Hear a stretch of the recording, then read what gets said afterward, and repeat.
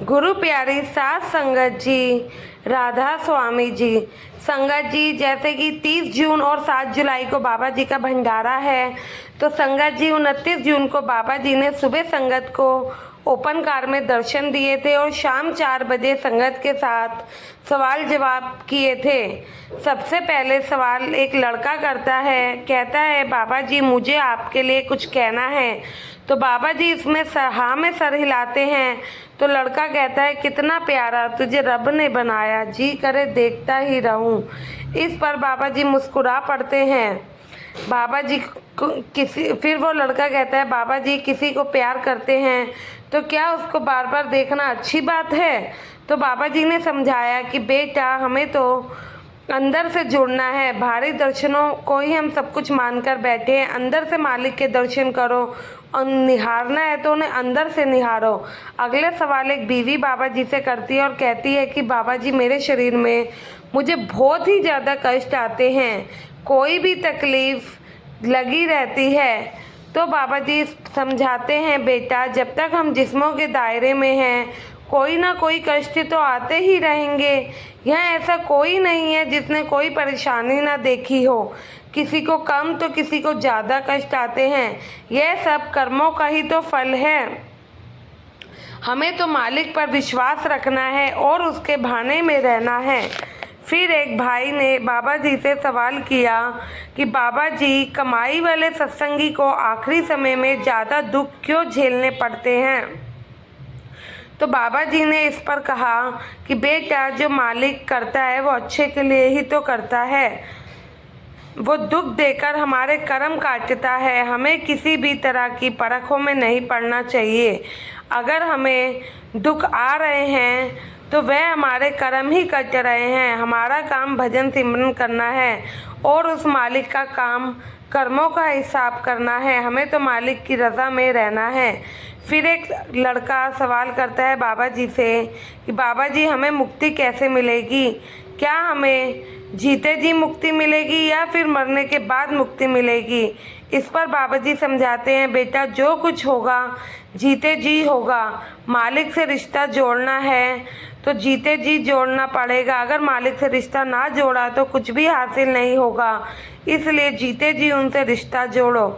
फिर अगले सवाल एक दीदी बाबा जी से पूछती है कि जितनी भी आपकी संगत है क्या आप सबको सचखंड लेकर जाओगे। तो बाबा जी इस पर फरमाते हैं बेटा अगर सभी सचखंड चले जाएंगे तो यहाँ मेरा सत्संग कौन सुनेगा। इस सवाल पर सारी संगत पंडाल में ज़ोर ज़ोर से हंसने लगती है। फिर एक भाई बड़ा ही परेशान था और रोते हुए बाबा जी से कहता है कि बाबा जी मेरी बीवी 2-2.5 साल से बीमार है, ना वो खाना खाती है, ना ही किसी से बातचीत रखती है, ना ही किसी से बात करती है। तो बाबा जी ने समझाया बेटा यह सब तो हमारे जीवन में होता रहता है, यह सब कर्मों का हिसाब है, कर्मों के हिसाब तो सबको देना ही होगा। आप ज़्यादा मत घबराओ, जैसा डॉक्टर कहते हैं आप वैसा ही करें।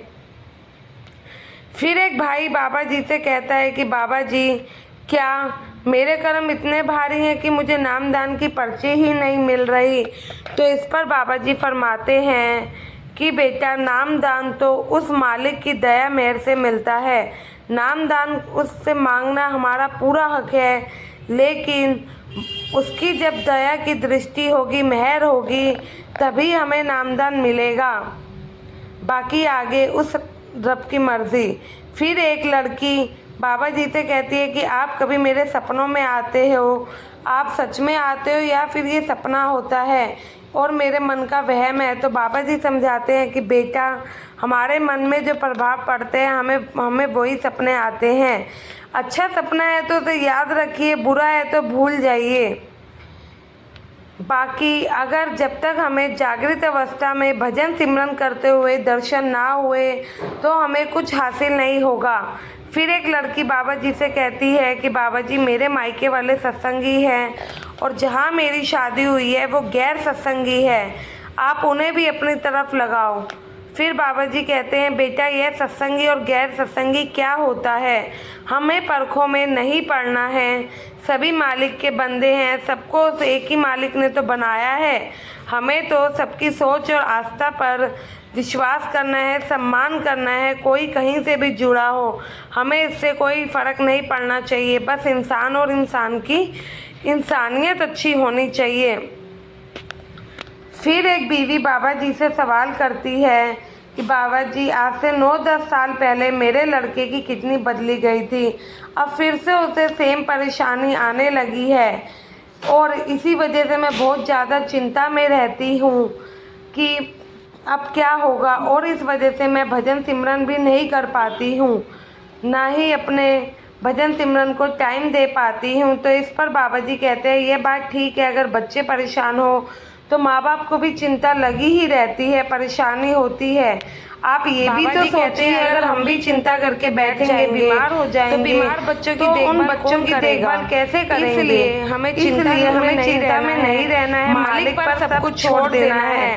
सब कुछ उसकी मर्जी से होता है, उसकी ही रज़ा में, हुक्म में रहना है। इसके बाद एक लड़की पूछती है कि बाबा जी, मेरे पापा मेरी मम्मी को सत्संग नहीं आने देते हैं, तो ऐसा कौन से कर्म है जो उनके साथ ऐसा होता है? तो बाबा जी कहते हैं कि बेटा, आदमियों पर जिम्मेवारी ज्यादा होता है, उन्हें घर चलाना होता है, इसलिए उनका ध्यान कमाई की तरफ ज्यादा होता है। इसलिए आप चिंता ध्यान करें, एक दिन आपके पापा जरूर समझेंगे, नहीं वो समझ जाएंगे और आपकी मम्मी को सत्संग आने से बिल्कुल भी नहीं रोकेंगे। परेशान नहीं होना है, ज्यादा घबराना नहीं है, आप बिल्कुल भी ना घबराएं। इसके बाद फिर एक भाई बाबा जी मेरे दोस्त मुझसे पूछते हैं, मेरे दोस्त राधा स्वामी का क्या मतलब है? और तो बाबा जी कहते हैं, राधा का मतलब क्या है और स्वामी का मतलब जी ने समझाया, राधा का मतलब, लेकिन हमें किसी से भी परमार्थ या राजनीति के ऊपर होता है कभी भी लेकिन नहीं करनी है। हमें कभी भी किसी से भी